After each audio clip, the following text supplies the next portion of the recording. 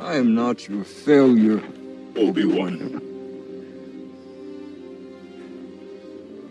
You didn't kill Anakin Skywalker.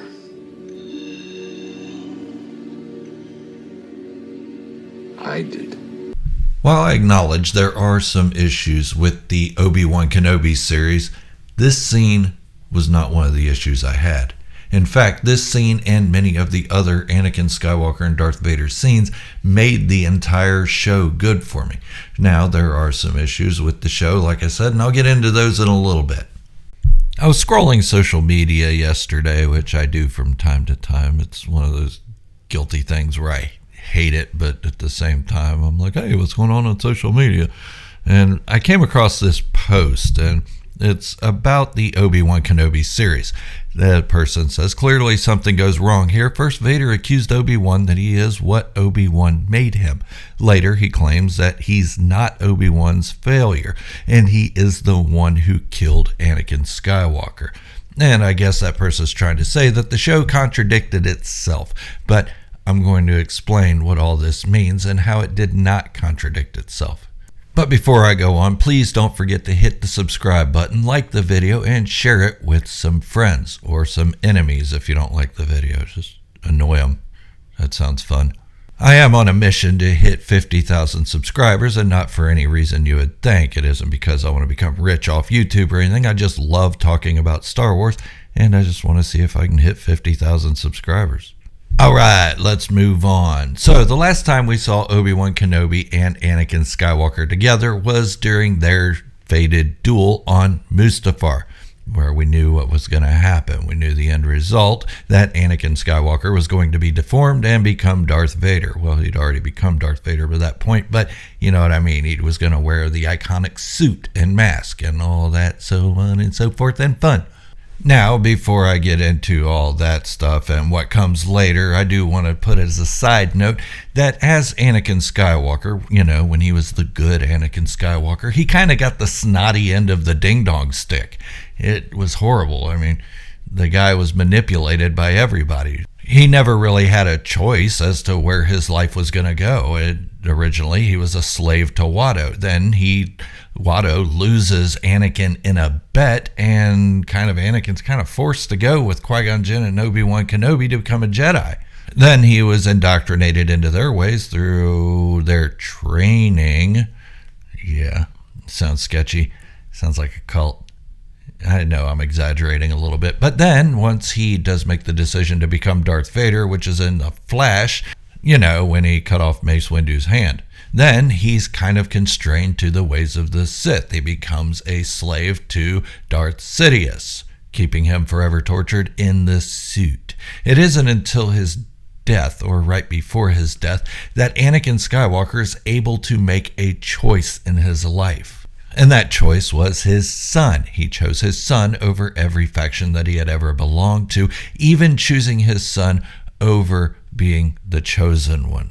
Yeah, I think he forgot about that prophecy some 25 years before that.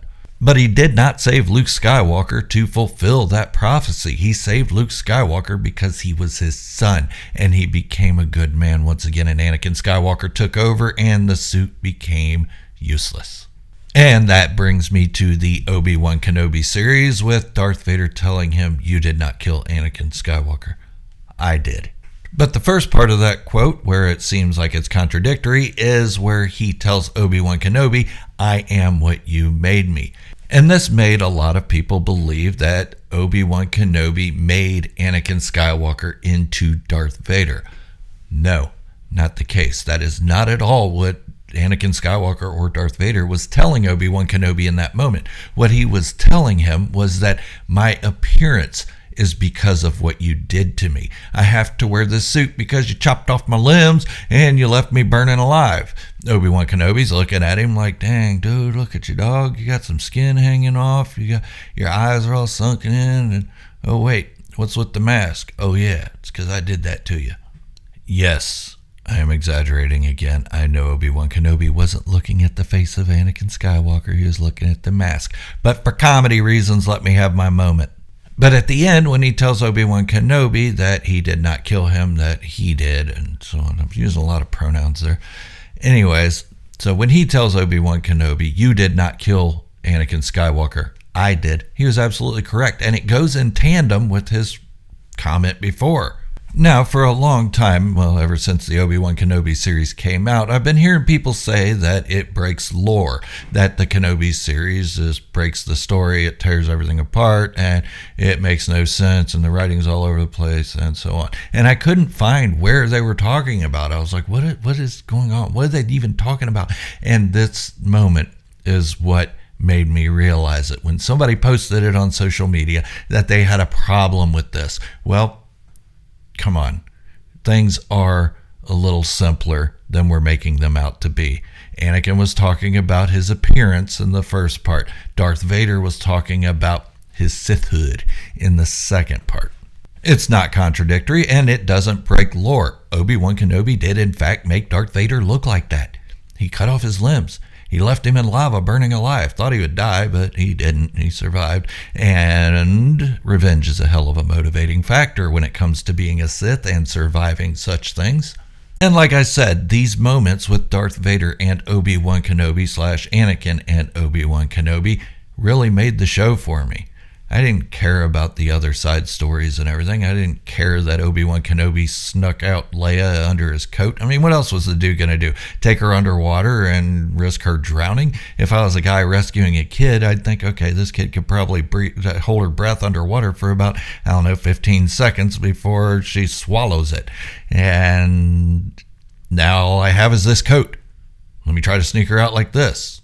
He used what he had at his disposal. Now, he could have found some kind of carry-on luggage or something to stuff little Leia in and carry her out that way, and probably shave his beard in the meantime because he looked so out of place. That is a goofy moment in the Obi-Wan Kenobi series, but it lasted all of about 15 seconds, and it wasn't enough to ruin the show for me. The Anakin Skywalker and Obi-Wan Kenobi stuff made the show for me because it had a bigger impact, and it showed me that what Obi-Wan Kenobi was telling Luke Skywalker in A New Hope was not a lie. It was just a little point of view twisted version of what happened. I often wondered why Obi-Wan Kenobi lied to Luke Skywalker and made it sound like Darth Vader and Anakin Skywalker were two different people when in fact they were one and the same with different personas. But now it makes sense to me. It makes sense why he did it. Because Darth Vader told him, I killed Anakin Skywalker. Meaning he split those personas into two different beings and lopped off the head of one of them.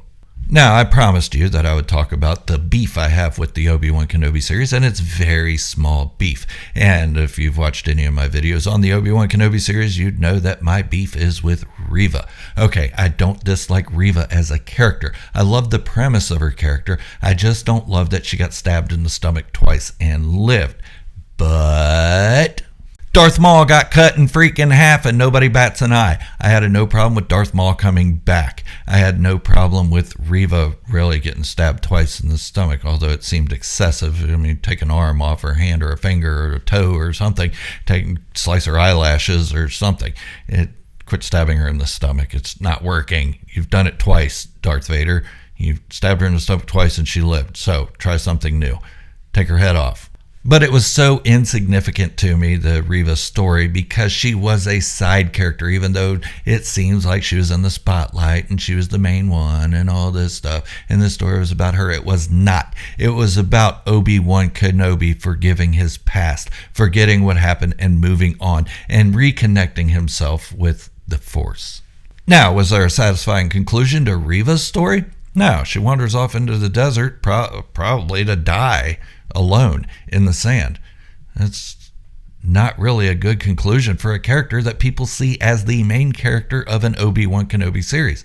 She's not the main character. At the end, we see Obi-Wan Kenobi watching over Luke as he should have been. He reconnects with the Force, and then boom, here's Liam Neeson. Qui-Gon Jinn appears, and they wander off to go break bread in Obi-Wan Kenobi's little cave hut. Now, there's another piece of contention for the Obi-Wan Kenobi series that a lot of people bring up, and I don't see it as an issue, and that is Leia escaping grown-ass men in the woods. Well, first of all, Leia knows the woods. Also, she's smaller, more agile, and can get around the thick brush. These men have never been to these woods and are trying to chase her, and eventually they do catch her. She didn't evade them completely. Now, when I was 10 years old, could I have outran grown-ass men in the woods? Yep. I played in the woods enough that I knew those woods like the back of my hand, even at 10 years old. And yes, I could have evaded adults, and a lot of times I evaded a lot of different kids. It was easy because I knew the woods. Okay, I went off on that for a little bit too long, but I'm not trying to defend the Obi-Wan Kenobi series. If you don't like it, you don't like it. That's your opinion, and you're allowed to it, and I have my opinion, and I'm allowed to that as well.